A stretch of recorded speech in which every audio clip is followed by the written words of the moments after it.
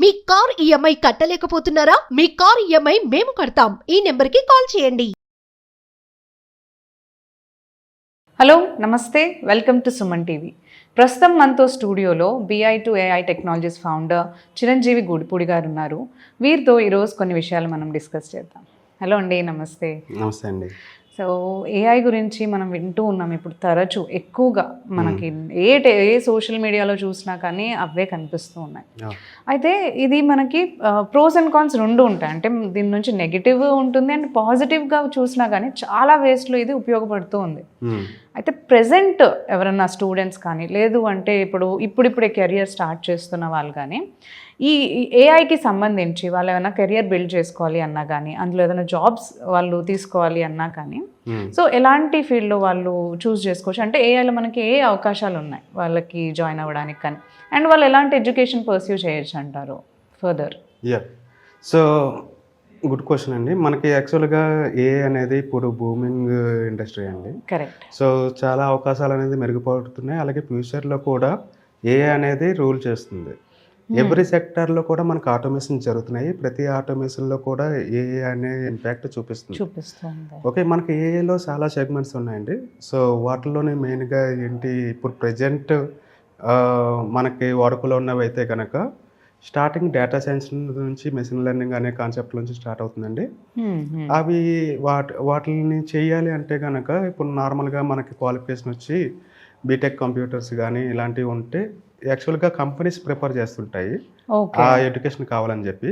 అలానే కాకుండా మనకి గ్రాడ్యుయేషన్స్కి సంబంధించి డైరెక్ట్గా డేటా సైన్స్ మీద కూడా ఉన్నాయండి. డైరెక్ట్గా గ్రాడ్యుయేషన్ డేటా సైన్స్ మీద చేయొచ్చు, అలాగే ఏఐ మీద కూడా చేయొచ్చు.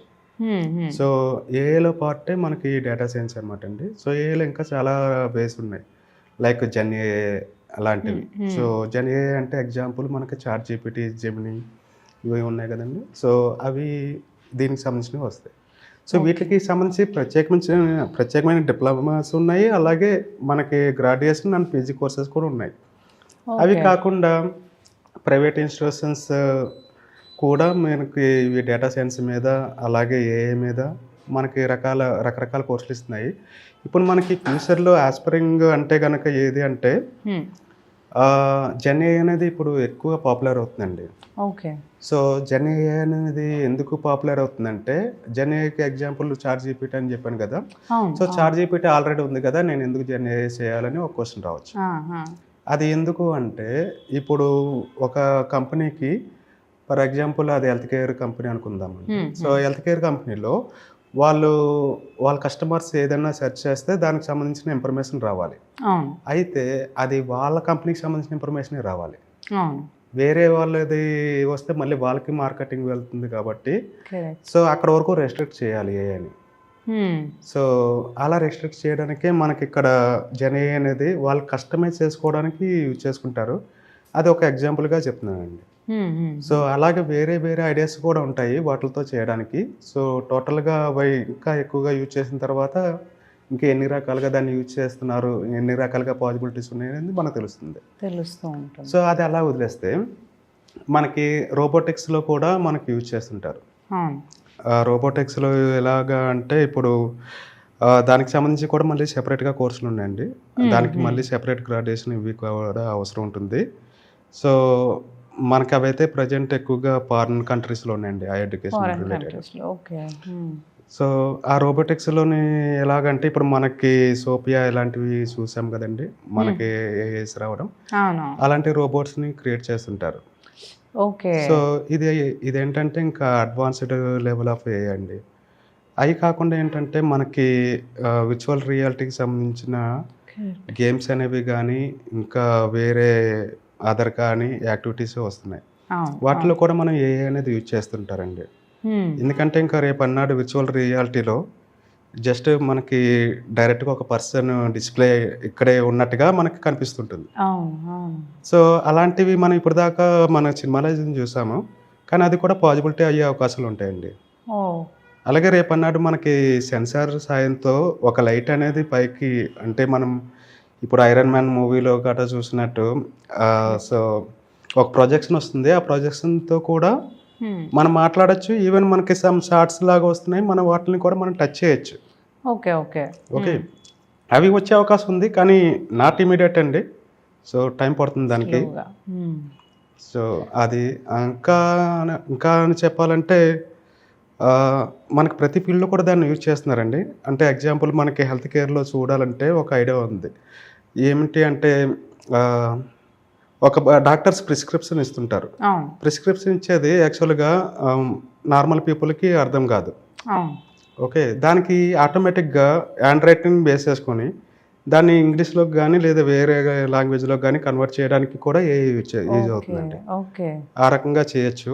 సో అదే మా యొక్క వన్ ఆఫ్ ది ప్రాజెక్ట్లో మేము చేసాము దాన్ని. అది కాకుండా ఇంకోటి ఏంటంటే మనకి ఆల్రెడీ వాళ్ళ యొక్క రిపోర్ట్స్ ఉంటాయి, బ్లడ్ రిపోర్ట్స్ కానీ ఇవి కానీ ఒక పాస్ట్ 5-6 years ఉంటుంది. దాన్ని బేస్ చేసుకుని వాళ్ళకి ప్రజెంట్ ఏమేమి ఉన్నాయి హెల్త్ ఇష్యూస్ అండ్ ఫ్యూచర్లో దీనివల్ల ఉన్న వాటి వల్ల ఏమేమి ఇంపాక్ట్ కాంప్లికేషన్స్ ఇంకా రావచ్చు అనేవి, ఏమేమి కాంప్లికేషన్స్ రావచ్చు ఏంటి అనేవి కూడా మనకు అక్కడ చెప్పడం జరుగుతుందండి. యా, అది ఒకటి ఉందండి హెల్త్ కేర్లో. మనకి ఇంకా ఫిల్మ్ ఇండస్ట్రీలో అంటే మనకి అది డూపులకు సంబంధించిన వాటికి కూడా యాక్చువల్గా ఇప్పుడు మనం డీఫేక్ అనే ఇంతకుముందు ఒకసారి మాట్లాడుకున్నాం. అది ఇప్పుడు మామూలుగా మంచిగా వాడుకోవాలంటే ఇక్కడ ఈ యొక్క ఇండస్ట్రీలో వాడుకోవచ్చు. అంటే కొన్ని రిస్కీ షాట్లు ఉన్నప్పుడు డైరెక్ట్గా హీరో అనే రాకుండా వేరే వాళ్ళతో తీయించి దాన్ని రియల్గా హీరో ఉన్నట్టుగా చేయించవచ్చు. సో ఆ పాసిబిలిటీ అంటే దగ్గర పోలుకుని ఉన్న వాళ్ళు కావాలండి దానికి, అప్పుడు మనకి అది అవకాశం ఉంటుంది. ఓకే, కంప్లీట్గా చేంజ్డ్ పర్సన్ కాకపోయినా కొంచెం ఫీచర్స్ మ్యాచ్ అయితే చాలా అలాంటివి ఏవైనా చేయొచ్చు అంటున్నారు. అవునండి, అంటే దీనికి ఎగ్జాంపుల్గా మనకి కొన్ని సార్లు మనకి ఆల్రెడీ ఇంటర్నెట్లో చూస్తే కనుక కొంతమంది వేరే ఆర్టిస్టులు వేరే పాత్రలు చేసిన వాటిని వీళ్ళు చేస్తే ఎలా ఉంటుందనే ఊహలో వాళ్ళు మార్పులు చేస్తున్నారండి. అంటే ఎగ్జాంపుల్ మనకి ఐరన్ మ్యాన్ కింద జూనియర్ యాక్ట్ చేశారు కదా. సో ఆయన కాకుండా వేరే వ్యక్తి ఆ యొక్క పొజిషన్లో ఉంటే ఎలా ఉంటారు సూట్ వేసుకుని అనేది అది మనం చూడడం జరిగింది. అది అలా కాకుండా ఇప్పుడు ఇంకొకటి మనకి ట్రెండింగ్లో ఏం జరుగుతుందంటే మనకి ఫోటో మార్పింగ్లో అంటే ఏఐ ద్వారా మనకి ఫొటోస్ అనేది వస్తున్నాయండి.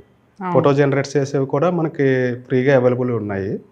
ఆ సైట్ ద్వారా మనకి ఏం చేస్తున్నారు అంటే ఇప్పుడు ఎగ్జాంపుల్ మనకి ఇక్కడ చెప్పాలంటే మహేష్ బాబుని రాముడి అవతారంలో చూడాలి లేదంటే ఇలాగ అనేది కొన్ని చర్చలు జరిగేటప్పుడు ఓకే ఇది ట్రెండింగ్ టాపిక్ కదా నేను తనని ఇందులో పెట్టి చూస్తా అని చెప్పి ఏమైనా అడుగుతున్నారు చేస్తున్నారు.